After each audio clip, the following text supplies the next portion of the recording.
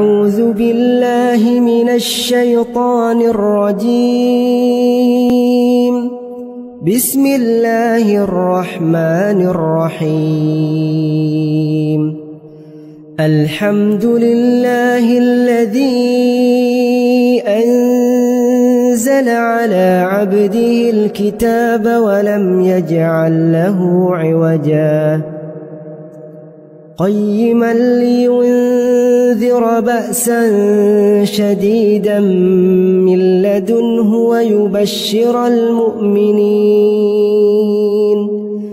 ويبشر المؤمنين الذين يعملون الصالحات أن لهم أجرا حسنا ماكثين فيه أبدا وينذر الذين قالوا اتخذ الله ولدا ما لهم به من علم ولا لآبائهم كبرت كلمة تخرج من أفواههم إن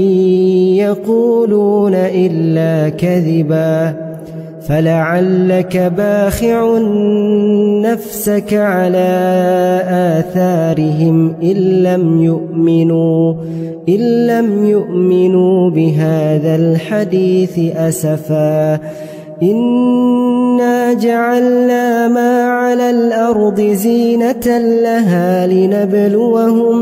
لنبلوهم أيهم أحسن عملا وإنا لجاعلون ما عليها صعيدا جرزا أم حسبت أن أصحاب الكهف والرقيم كانوا من آياتنا عجبا إذ أوى الفتية إلى الكهف فقالوا ربنا آتنا من لدنك رحمة وهيئ لنا من أمرنا رشدا فضربنا على آذانهم في الكهف سنين عددا ثم بعثناهم لنعلم أي الحزبين أحصى لما لبثوا أمدا نحن نقص عليك نبأهم بالحق إنهم فتية آمنوا بربهم وزدناهم هدى وربطنا على قلوبهم إذ قاموا فقالوا ربنا رب السماوات والأرض لن ندعو من دونه إلها لقد قلنا إذا شططا هؤلاء قومنا اتخذوا من دونه آلهة لولا يأتون عليهم بسلطان بين فمن أظلم ممن افترى على الله كذبا وإذ اعتزلتموهم وما يعبدون إلا الله فأووا إلى الكهف ينشر لكم ربكم من رحمته ويهيئ لكم من أمركم مرفقا وترى الشمس إذا طلعت تزاور عن كهفهم ذات اليمين وإذا غربت تقرضهم ذات الشمال وهم في فجوة منه ذلك من آيات الله من يهد الله فهو المهتد ومن يضلل فلن تجد له وليا مرشدا وتحسبهم أيقاظا وهم رقود ونقلبهم ذات اليمين وذات الشمال وكلبهم باسط ذراعيه بالوصيد لو اطلعت عليهم لوليت منهم فرارا ولملئت منهم رعبا وكذلك بعثناهم ليتساءلوا بينهم قال قائل منهم كم لبثتم قالوا لبثنا يوما أو بعض يوم قالوا ربكم أعلم بما لبثتم فابعثوا أحدكم بورقكم هذه إلى المدينة فلينظر أيها أزكى طعاما فليأتكم برزق منه وليتلطف ولا يشعرن بكم أحدا إنهم إن يظهروا عليكم يرجموكم أو يعيدوكم في ملتهم ولن تفلحوا إذن أبدا وكذلك أعثرنا عليهم ليعلموا أن وعد الله حق وأن الساعة لا ريب فيها إذ يتنازعون بينهم أمرهم فقالوا ابنوا عليهم بنيانا ربهم أعلم بهم قال الذين غلبوا على أمرهم لنتخذن عليهم مسجدا سيقولون ثلاثة رابعهم كلبهم ويقولون خمسة سادسهم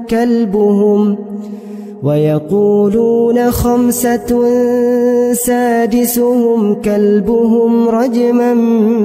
بالغيب ويقولون 7 وثامنهم كلبهم قل ربي أعلم بعدتهم ما يعلمهم إلا قليل فلا تمار فيهم إلا مراء ظاهرا ولا تستفت فيهم منهم أحدا ولا تقولن لشيء إني فاعل ذلك غدا إلا أن يشاء الله واذكر ربك إذا نسيت وقل عسى أن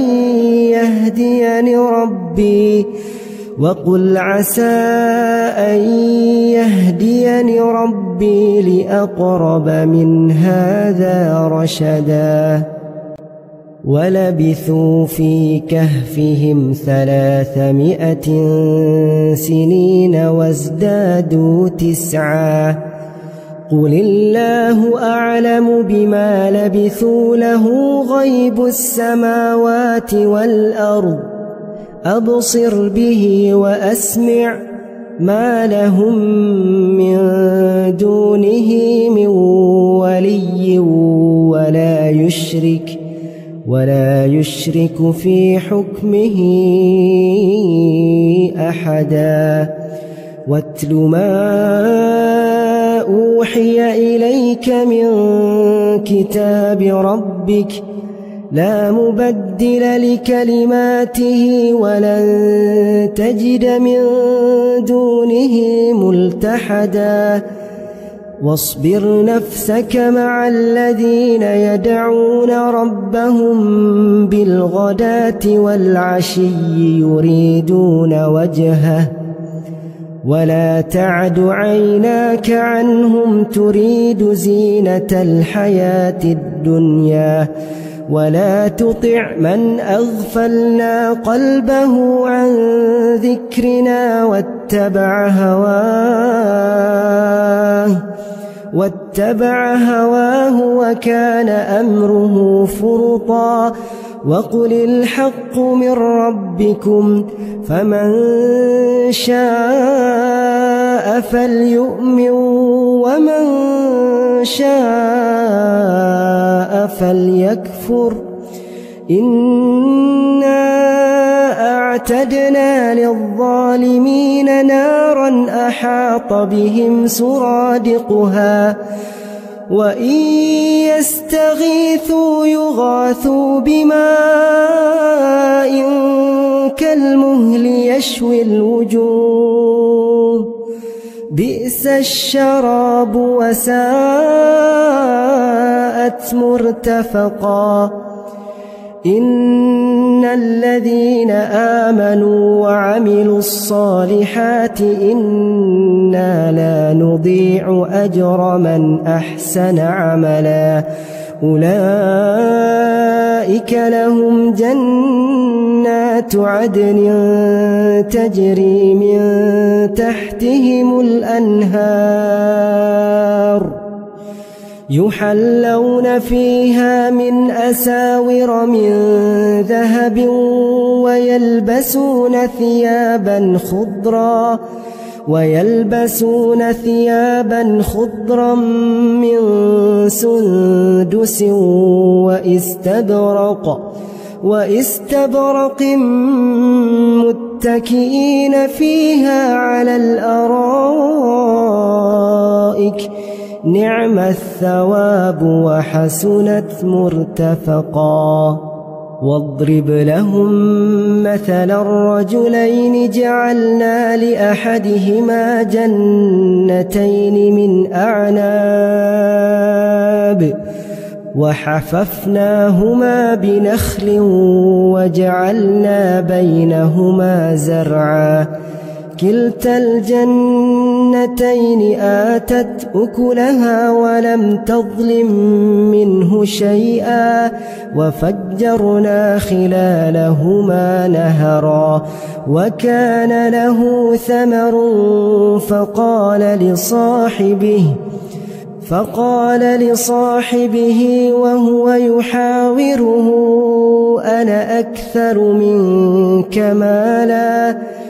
وهو يحاوره أنا أكثر منك مالا وأعز نفرا ودخل جنته وهو ظالم لنفسه قال ما أظن أن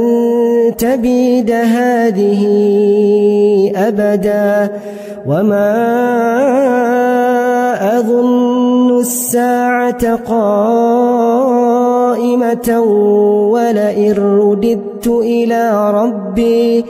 ولئن رددت إلى ربي لأجدن خيرا منها منقلبا قال له صاحبه وهو يحاوره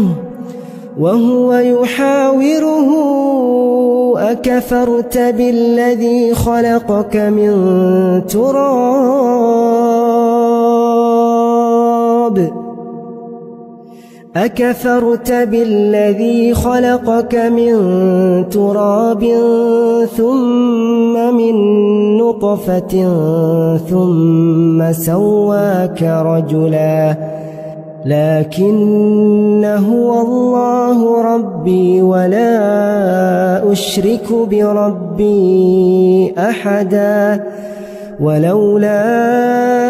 إذ دخلت جنتك قلت ما شاء الله لا قوة إلا بالله إن ترني أنا أقل منك مالا وولدا فعسى ربي أن يؤتيني خيرا من جنتك ويرسل عليها حسبانا من السماء فتصبح صعيدا زلقا أو يصبح ماؤها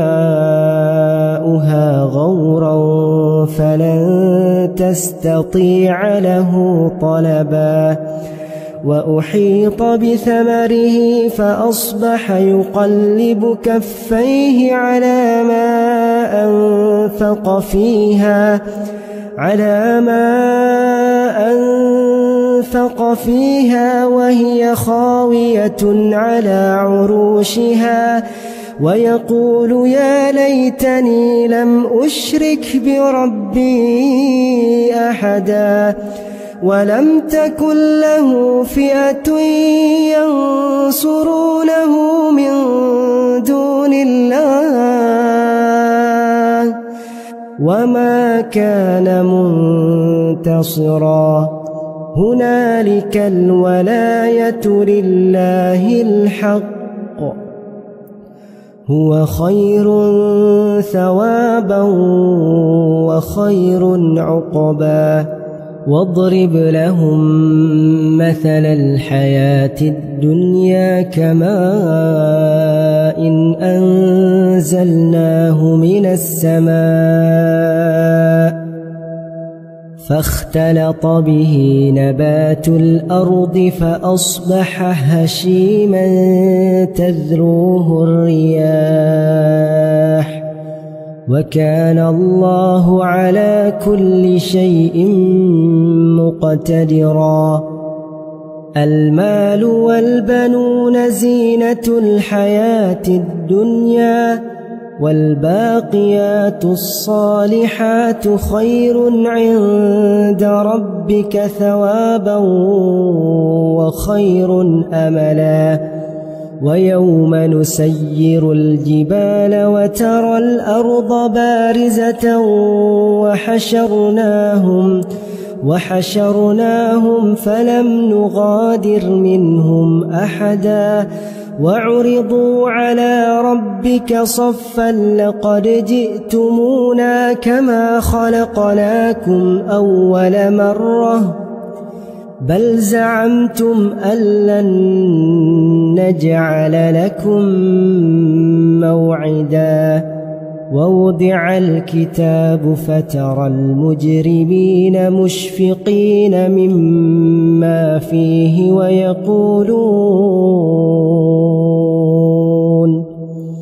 ويقولون يا ويلتنا ما لهذا الكتاب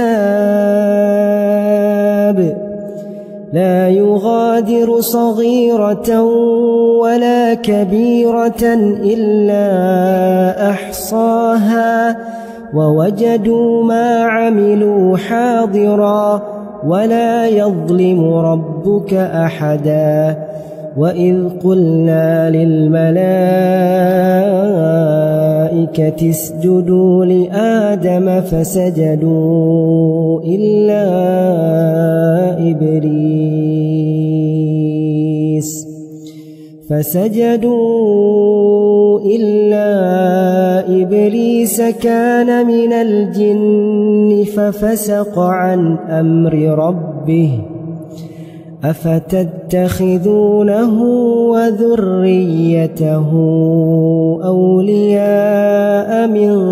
دوني وهم لكم عدو بئس للظالمين بدلا ما أشهدتهم خلق السماوات والأرض ولا خلق أنفسهم وما كنت متخذ المضلين عضدا ويوم يقول نادوا شركائي الذين زعمتم فدعوهم فلم يستجيبوا لهم وجعلنا بينهم موبقا ورأى المجرمون النار فظنوا أنهم مواقعوها ولم يجدوا عنها مصرفا ولقد صرفنا في هذا القرآن للناس من كل مثل وكان الإنسان أكثر شيء جدلا وما منع الناس أن يؤمنوا إذ جاءهم الهدى ويستغفروا ربهم إلا أن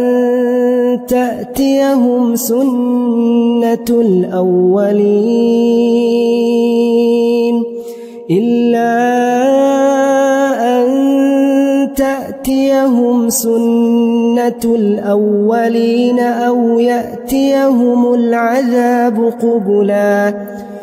وما نرسل المرسلين إلا مبشرين ومنذرين ويجادل الذين كفروا بالباطل ليدحضوا به الحق واتخذوا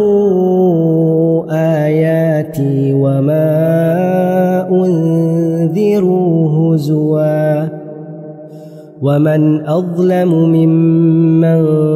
ذكر بآيات ربه فأعرض عنها ونسي ما قدمت يداه إنا جعلنا على قلوبهم أكنة أن يفقهوه وفي آذانهم وقرا وإن تدعهم إلى الهدى فلن يهتدوا إذن أبدا وربك الغفور ذو الرحمة لو يؤاخذهم بما كسبوا لعجل لهم العذاب بل لهم موعد لن يجدوا من دونه موئلا وتلك القرى أهلكناهم لما ظلموا وجعلنا لمهلكهم موعدا وإذ قال موسى لفتاه لا أبرح حتى أبلغ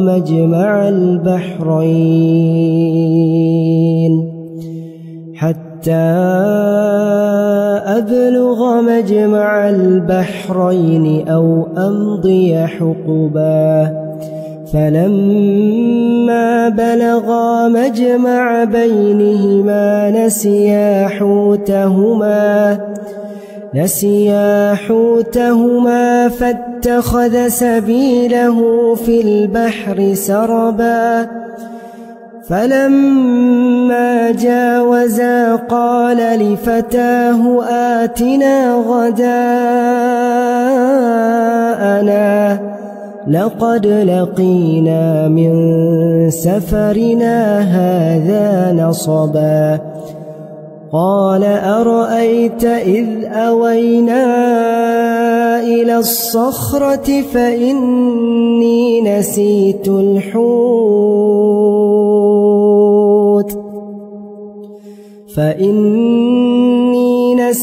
الحوت وما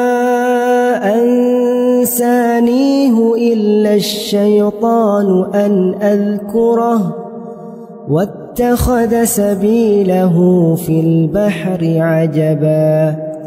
قال ذلك ما كنا نبغ فارتدا على آثارهما قصصا فوجدا عبدا من عبادنا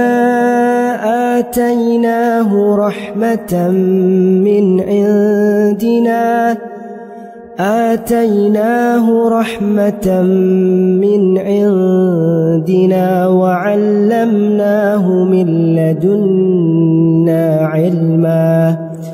قال له موسى هل أتبعك على أن تعلمني مما علمت رشدا قال إنك لن تستطيع معي صبرا وكيف تصبر على ما لم تحط به خبرا قال ستجدني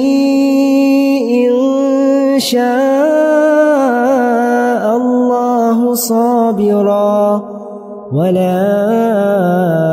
أعصي لك أمرا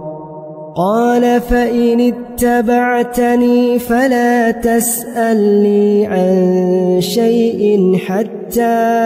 أحدث لك منه ذكرا فانطلقا حتى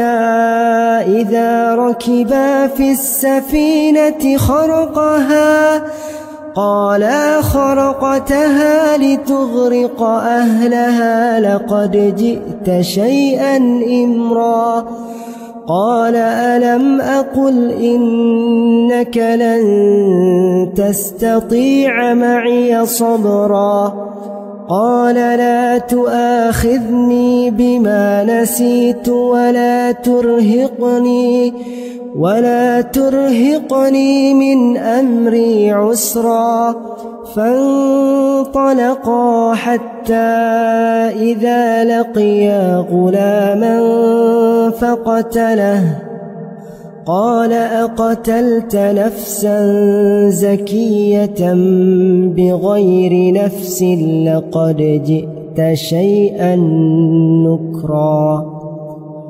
قال ألم أقل لك إنك لن تستطيع معي صبرا قال إن سألتك عن شيء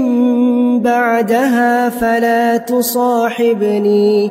قد بلغت من لدني عذرا فانطلقا حتى إذا أتيا أهل قرية استطعما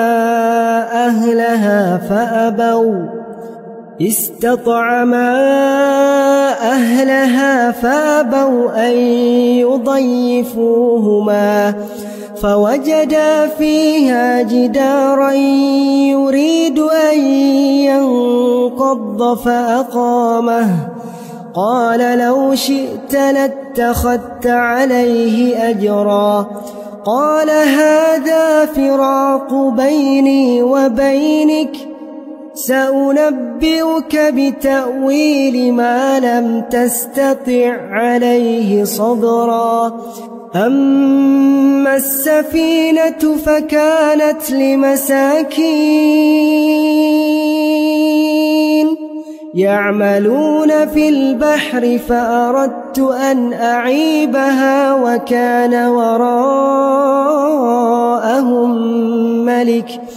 وكان وراءهم ملك يأخذ كل سفينة غصبا وأما الغلام فكان أبواه مؤمنين فخشينا أن يرهقهما طغيانا وكفرا فأردنا أن يبدلهما ربهما خيرا منه زكاة وأقرب رحما وأما الجدار فكان لغلامين يتيمين في المدينة وكان تحته كنز لهما وكان أبوهما صالحا فأراد ربك أن يبلغا أشدهما ويستخرجا كنزهما رحمة من ربك وما فعلته عن أمري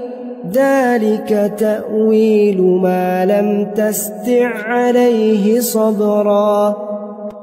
ويسألونك عن ذي القرنين قل سأتلو عليكم منه ذكرا إنا مكنا له في الأرض وآتيناه من كل شيء سببا فأتبع سببا حتى إذا بلغ مغرب الشمس وجدها تغرب في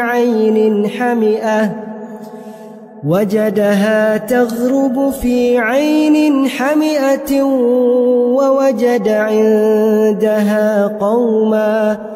قلنا يا ذا القرنين إما أن تعذب وإما أن تتخذ فيهم حسنا قال أما من ظلم فسوف نعذبه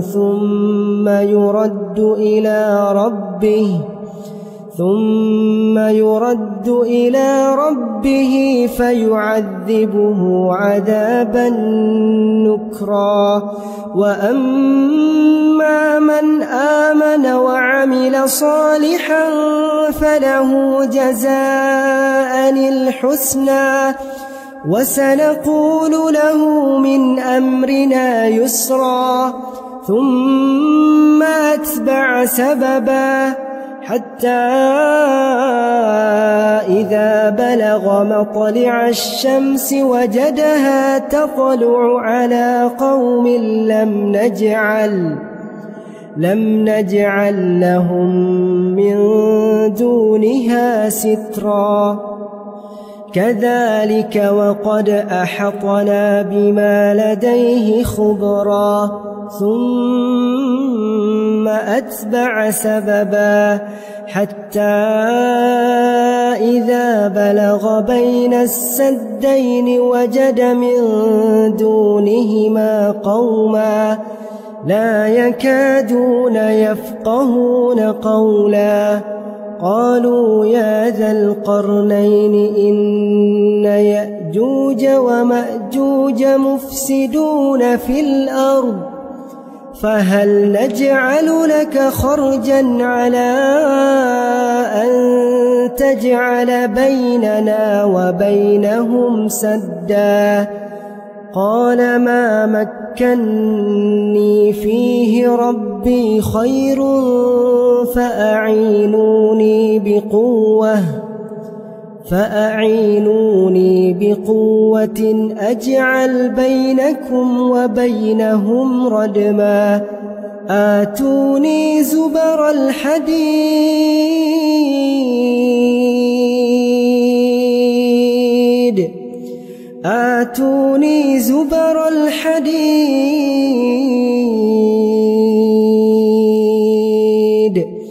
حتى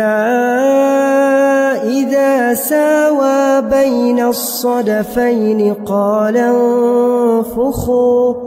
حتى إذا جعله نارا قال آتوني أفرغ عليه قطرا فما استطاعوا أن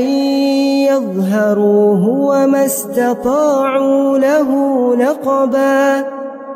قال هذا رحمة من ربي فإذا جاء وعد ربي جعله دكاء وكان وعد ربي حقا وتركنا بعضهم يومئذ يموج في بعض ونفخ في الصور فجمعناهم جمعا وعرضنا جهنم يومئذ للكافرين عرضا الذين كانت أعينهم في غطاء عن ذكري وكانوا لا يستطيعون سمعا أفحسب الذين كفروا أن يتخذوا عبادي من دوني أولياء إنا أعتدنا جهنم للكافرين نزلا قل هل ننبئكم بالأخسرين أعمالا الذين ضل سعيهم في الحياة الدنيا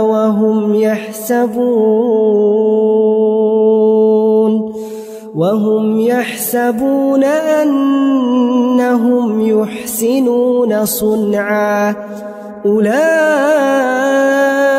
الذين كفروا بآيات ربهم ولقائه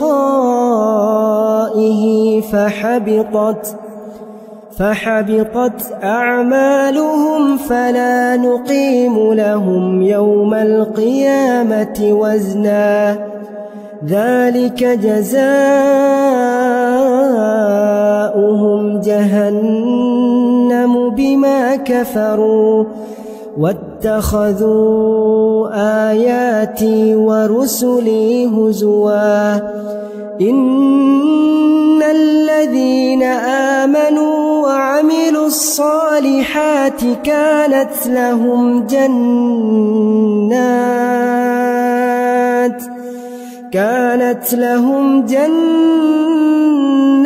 الفردوس نزلا خالدين فيها لا يبغون عنها حولا قل لو كان البحر مدادا لكلمات ربي لنفد البحر قبل أن تنفد كلمات ربي ولو جئنا بمثله مددا قل إنما أنا بشر مثلكم يوحى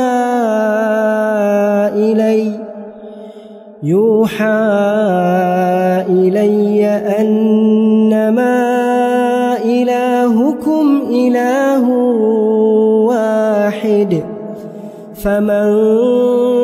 كان يرجو لقاء ربه فليعمل عملا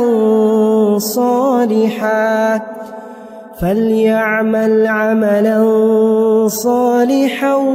ولا يشرك بعبادة ربه أحدا.